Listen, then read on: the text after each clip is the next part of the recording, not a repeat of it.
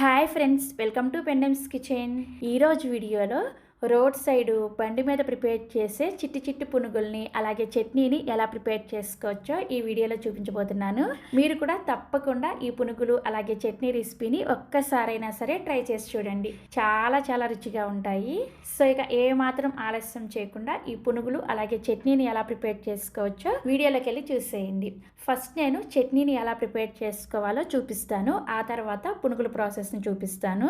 చట్నీని ప్రిపేర్ చేసుకోవడం కోసం స్టవ్ ఆన్ చేసి ఇలా ఒక ప్యాన్ పెట్టుకొని ఇందులోకి 1 టీ స్పూన్ దాకా నూనెను వేసుకొని వేడి చేసుకోండి. నూనె వేడైన తర్వాత ఇందులోకి 1 కప్పు వరకు పల్లీలను వేసుకొని ఈ పల్లీలని లో ఫ్లేమ్లోనే కొంచెం లైట్గా రంగు మారేంత వరకు వేయించుకోవాలి. పల్లీలు 100% వేగేంత వరకు వేయించుకోవద్దు, జస్ట్ ఒక 50% వేగేంత వరకు మాత్రమే వేయించుకోండి. సో చూసారా, పల్లీలు ఇలా చక్కగా ఒక 50% వేగిన తర్వాత ఇందులోకి మీరు తినే కారానికి తగ్గట్టుగా పచ్చిమిర్చిని వేసుకోండి. ఒక 5-6 వరకు పచ్చిమిర్చిని వేసుకుంటే సరిపోతుంది. ఇందులోనే ఒక రెమ్మ కరివేపాకును కూడా వేసుకొని 10 పుదీనా ఆకుల్ని వేసుకోండి. పుదీనా వేసుకుంటేనే మీకు ఈ tiffin centre chutney original taste వస్తుందన్నమాట. తప్పకుండా వేసుకోవాలి. వీటన్నింటిని కూడా లో ఫ్లేమ్లోనే కలుపుకుంటూ పచ్చిమిర్చి కొంచెం లైట్గా వేగేంత వరకు వేయించుకోండి. సో పల్లీలు అలాగే పచ్చిమిర్చి ఇలా చక్కగా వేగిన తర్వాత ఇప్పుడు ఇందులోకి మీరు ఏ కప్పుతో అయితే పల్లీలను కొరుచుకొని తీసుకున్నారో అదే కప్పుతోటి 1/2 కప్పు పుట్నాల పప్పుని వేసుకోండి. వీటినే వేయించిన శనగపప్పు, అదేవిధంగా చట్నీ పప్పు అని కూడా అంటారు. ఇందులోనే చాలా కొద్దిగా చింతపండుని వేసుకోండి, మరీ ఎక్కువగా వేసుకోకూడదు. ఇలా పుట్నాల పప్పును వేసుకున్న తర్వాత జస్ట్ ఒకసారి ఇలా కలిపేసుకొని స్టవ్ ఆఫ్ చేసేసి ఈ మిశ్రమం మొత్తాన్ని కూడా పూర్తిగా చల్లారనివ్వాలి. పుట్నాల పప్పు వేసిన తర్వాత ఎక్కువసేపు వేయించకూడదు అనమాట. జస్ట్ కలిపేసుకొని ఈ పుట్నాల పప్పు జస్ట్ కొంచెం వేడిగా అయితే సరిపోతుంది అనమాట. సో మనం వేయించుకున్న ఈ చట్నీ మిశ్రమం పూర్తిగా చల్లారిన తర్వాత మిక్సీ జార్లోకి వేసేసుకొని సేమ్ కప్పుతోటి 1 కప్పు పచ్చి కొబ్బరి ముక్కల్ని వేసుకోండి. పచ్చి కొబ్బరి అయితేనే మీకు ఈ చట్నీ అనేది టేస్టీగా ఉంటుంది.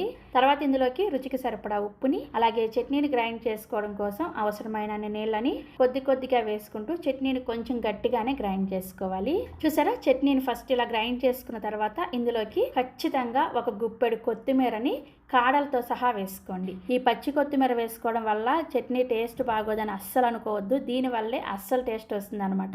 అయితే ఈ చట్నీ నిలవ ఉండదు అనమాట. ఆ రోజే ప్రిపేర్ చేసుకొని తినేసేయాలి. అప్పుడే మీకు చట్నీ టేస్టీగా ఉంటుంది. కొత్తిమీర వేసుకున్న తర్వాత కొద్దిగా నీళ్ళను వేసుకొని కొంచెం మనకి కొత్తిమీర అనేది పలుకులుగా కనిపించే విధంగా పల్స్ మోడ్లో ఈ చట్నీని ఈ విధంగా గ్రైండ్ చేసుకోవాలి. ఇలా గ్రైండ్ చేసుకున్న చట్నీని ఒక గిన్నెలోకి తీసేసుకొని ఇదే మిక్సీ జార్లో కొద్దిగా నీళ్ళను వేసుకొని చట్నీలో వేసుకొని చట్నీని బాగా పల్చగా ప్రిపేర్ చేసుకోవాలి. దీన్ని నీరు చట్నీ అంటారనమాట. పల్చగా ప్రిపేర్ చేసుకుంటేనే ఈ చట్నీ చాలా చాలా చాలా రుచిగా ఉంటుంది. చూసారా, ఈ కన్సిస్టెన్సీలో చట్నీని రెడీ చేసేసుకొని ఇప్పుడు ఈ చట్నీకి తాలింపు పెట్టుకోవడం కోసం తాలింపు గిన్నెలోకి 1 టీ స్పూన్ దాకా నూనె వేసుకొని వేడి చేసుకోండి. నూనె వేడైన తర్వాత ఒక 1/2 టీ స్పూన్ ఆవాలు, ఎండుమిర్చి అలాగే కరివేపాకు ఈ 3 వేసేసుకొని తాలింపును చక్కగా లో ఫ్లేమ్లోనే వేయించుకోండి.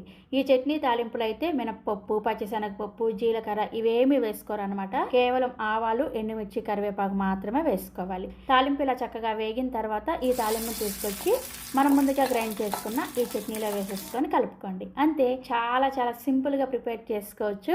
టేస్ట్ అయితే చాలా చాలా బాగుంటుంది. తప్పకుండా ట్రై చేయండి. సో మనకి చట్నీ రెడీ అయిపోయింది కదా. ఇప్పుడు పునుగులు వేసుకోవడం కోసం పులిసిన దోశ పిండిని ఒక 2 కప్పులు తీసుకోండి. దోశ పిండి అటు ఇటు కాకుండా మిగిలిపోయి ఉంటుంది కదా, ఆ దోశ పిండిని వేసుకోవాలి. రోడ్ సైడ్ బండి మీద అయితే ఈ విధంగానే ప్రిపేర్ చేస్తారనమాట. ఇలా 2 కప్పుల దోశల పిండికి 2 టేబుల్ స్పూన్ల మైదా పిండిని వేసుకోండి. అలాగే 2 టేబుల్ స్పూన్ల బియ్యం పిండిని వేసుకోండి. ఇందులోనే రుచికి సరిపడా ఉప్పును కూడా వేసుకొని 1 టీ స్పూన్ దాకా జీలకర్రని వేసుకొని బాగా కలుపుకోండి. ఇలా గరిటతో కలుపుకోవడం కన్నా కానీ చేత్తో కలుపుకుంటేనే పిండి చక్కగా కలుస్తుంది అనమాట. ఇందులో ఎక్స్ట్రాగా వంట సోడా ఇవేమీ వేసుకోవాల్సిన అవసరం లేదు. మీరు కావాలంటే ఇందులో సన్నగా తరిగిన ఉల్లిపాయ ముక్కలు, పచ్చిమిర్చి ముక్కలు, కరివేపాకు ముక్కలు, కొత్తిమీర, అల్లం ఇవి వేసుకోవచ్చు. కానీ వంట సోడా వేసుకోవాల్సిన అవసరం అయితే లేదనమాట. ఎందుకంటే మనం ఆల్రెడీ పులిసిన దోశ పిండిని తీసుకున్నాం కాబట్టి వంట సోడా వేసుకున్నారంటే పునుగులు నూనెను ఎక్కువగా పీల్చేస్తాయి అనమాట. అందుకని కావాలంటే ఉల్లిపాయలు ఇవన్నీ వేసుకొని పిండిని చూసారా ఈ కన్సిస్టెన్సీలో రెడీ చేసుకోవాలి. పునుగులు వేసుకోవడానికి వీలుగా ఉండాలన్నమాట. సో మనకి పునుగుల పిండి రెడీ అయిపోయింది. ఇక ఈ పిండిని నానబెట్టాల్సిన అవసరం కూడా లేదు. వెంటనే మనం పునుగులు వేసుకోవచ్చు. అందుకే మనం ముందుగా చట్నీని ప్రిపేర్ చేసి పెట్టేసుకున్నాం అనుకోండి, వేడిగా పునుగులు వేసేసుకోవచ్చు. సో పునుగుల కోసం స్టవ్ స్టవ్ మీద కడాయిలోకి డీప్ ఫ్రైకి సరిపడా నూనెని పోసుకొని బాగా వేడి చేసుకోండి. ఎప్పుడైనా సరే పునుగులు వేసుకోవాలంటే నూనె బాగా వేడిగా ఉండాలన్నమాట. అప్పుడే మీకు పునుగులు వేసిన వెంటనే చక్కగా పొంగుతాయి. సో నూనె బాగా వేడిగా ఉన్నప్పుడు ఈ విధంగా మీడియం సైజులో పునుగులను వేసుకోండి. పునుగులు వేసిన వెంటనే చూసారా, పునుగులు నూనె పైకి ఈ విధంగా తేలి వస్తే నూనె చక్కగా కాగినట్లే. ఈ విధంగా కడాయికి సరిపడా పునుగులను వేసుకొని వీటిని ఈ విధంగా రౌండ్గా తిప్పుకుంటూ మీడియం ఫ్లేమ్లోనే మంచిగా గోల్డెన్ బ్రౌన్ కలర్లో వేగేంత వరకు వేయించుకోవాలి. మీరు ఇలా తిప్పుతూ ఉంటే అన్ని వైపులు కూడా పునుగులు చక్కగా వేగుతాయి అన్నమాట.